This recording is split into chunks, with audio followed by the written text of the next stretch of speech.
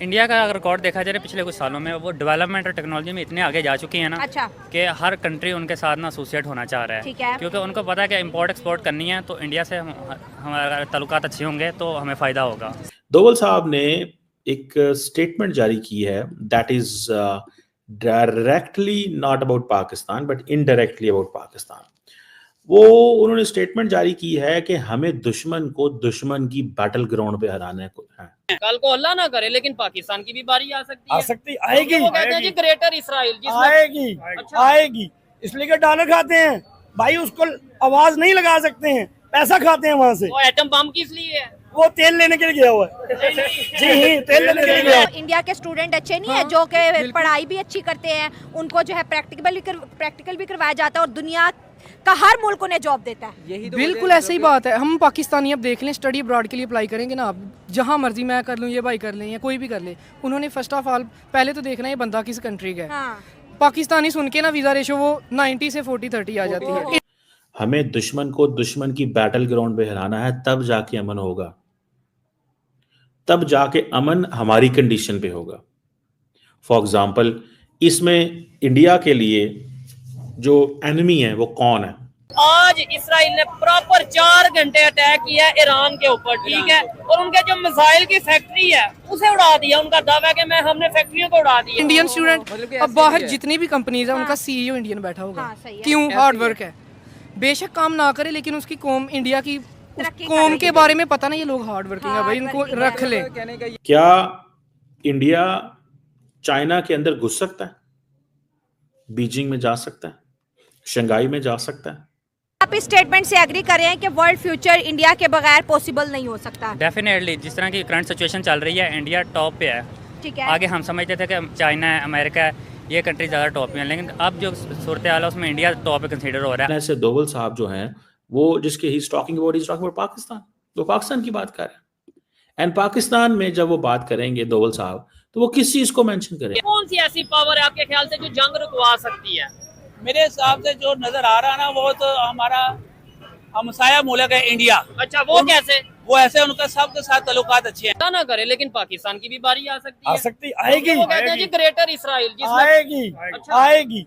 इसलिए कि डॉलर खाते हैं भाई, उसको आवाज नहीं लगा सकते हैं, पैसा खाते हैं वहां से। वो एटम बम किस लिए है? वो तेल लेने के लिए गया हुआ है। जी तेल लेने के लिए गया हुआ एटम है। पावर है हमारे पास। वो तेल लेने गया है। अच्छा। सर वो हमारे पास नहीं है, एटम बम नहीं है? अमेरिका के पास ही है। उसने कहना है तो चलना है। तो बस फिर फायदा क्या है? आसिम मुनीर से ये गुजारिश है कि लब्बैक कहे, मुसलमान उसके साथ है। आप जाएंगे? बिल्कुल जाऊंगा, भी आप जाऊंगा। सब जाएंगे? जाएंगे। मुझे ये बताएं, अगर क्या ऐसा किया जाए, क्या कौन सा कंट्री है इस समय दुनिया में जो जंग रुकवा सकता है? ये जो फलस्तीन, ईरान, इसराइल की जंग चल 3 रही है, मुल्क रुकवा सकते कौन हैं। कौन? तुर्की, ईरान, सऊदी अरब फर्स्ट पे है। सऊदी अरब आपने बोल दिया खामोश है। तुर्की जो है इस टाइम इतनी पोजीशन पे नहीं नहीं है है, शायद, वो ठीक मुस्तहकम नहीं है। है। ईरान ऑलरेडी जंग में। आपको नहीं लगता कोई ऐसा कंट्री हो जिसके इधर भी रिलेशन, यानी ईरान के साथ, फलस्तीन के साथ भी रिलेशन बेहतर हो और इसराइल के, वो जंग रुकवा सकता है? सर सऊदी अरब ही है, सऊदी अरब है। सऊदी अरब ही है। इंडिया के बारे में क्या ख्याल? इंडिया को आप बीच में न लाए। अच्छा। वो दहशतगर्द है, अच्छा, वो खुद दहशतगर्द है। उसने क्या किस दहशत तरीके से, मतलब क्या उसने वो इस जंग में सारी क्या किया? वो सारा भारत हमारे बलूचिस्तान को बर्बाद करने में मुलविस है। तो हम लोग उसके ऊपर वर्क क्यों नहीं कर रहे? हम अपना वहाँ पे बलूचिस्तान में फैसिलिटीज क्यों नहीं दे रहे? फैसिलिटीज हैं लेकिन वहाँ शऊर नहीं है। अच्छा। उनको शऊर देना है। तो वो क्यों नहीं, यूनिवर्सिटीज क्यों नहीं बना रहे? बनाते हैं लेकिन वो शऊर, कुछ अनासिर हैं बलोचों के अच्छा। जो फितना पे जा रहे हैं। तमाम बलोच एक नहीं है। आपने बोला कि इंडिया जो है वो बलूचिस्तान में ये सब कुछ Involve कर रहा है। वो पंजाब में क्यों नहीं कर लेता? वो नहीं कर सकता इसलिए कि उसको बॉर्डर नहीं लगता सही। वहाँ पे नहीं, ये FC भी वहाँ का नहीं। border सर वहाँ पे FC है, वहाँ से पहाड़ है। बलूचिस्तान में बॉर्डर सर नहीं लगता वहाँ से इंडिया पहाड़ का। है अच्छा। जो उनको बेहतरीन तरीके से निकल के आ पहाड़ों के सकते थ्रू आ जाते हैं, थ्रू आते हैं। हैं। चले इंडिया के ऊपर आप, मैंने तो देखे ये आप दोवल साहब ने एक स्टेटमेंट जारी की है that is directly not about Pakistan but indirectly about Pakistan. वो उन्होंने स्टेटमेंट जारी की है कि हमें दुश्मन को दुश्मन की बैटल ग्राउंड पे हराना है।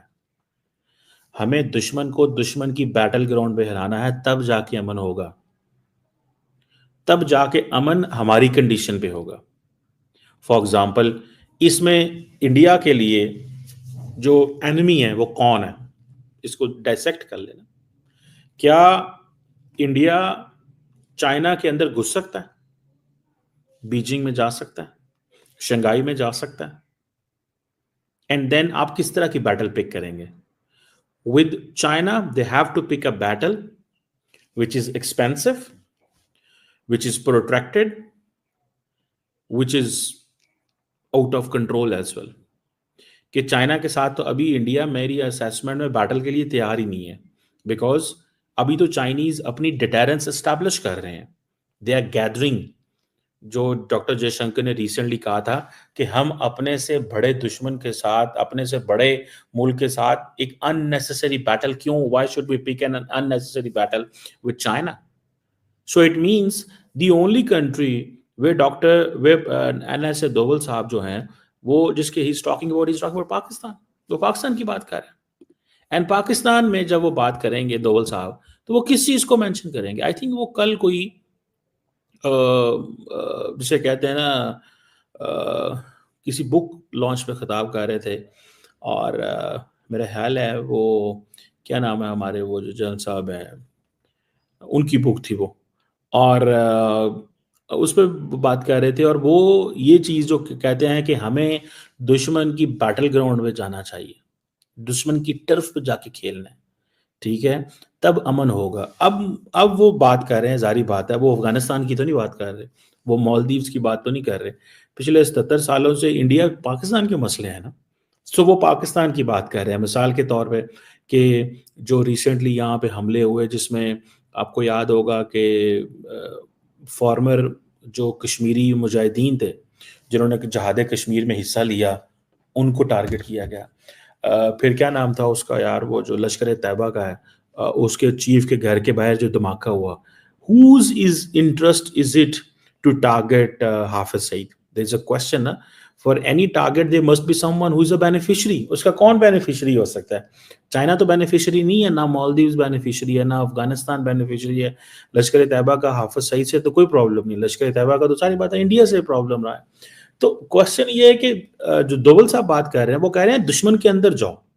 सो इट मीन्स कि target Hafiz Saeed inside the territory, target former mujahideen inside Pakistan, so that the more you engage Pakistan inside the territory, the better it will be for them, because India ये समझता रहा है for quite many years हम engage रहे हैं अपनी territory में।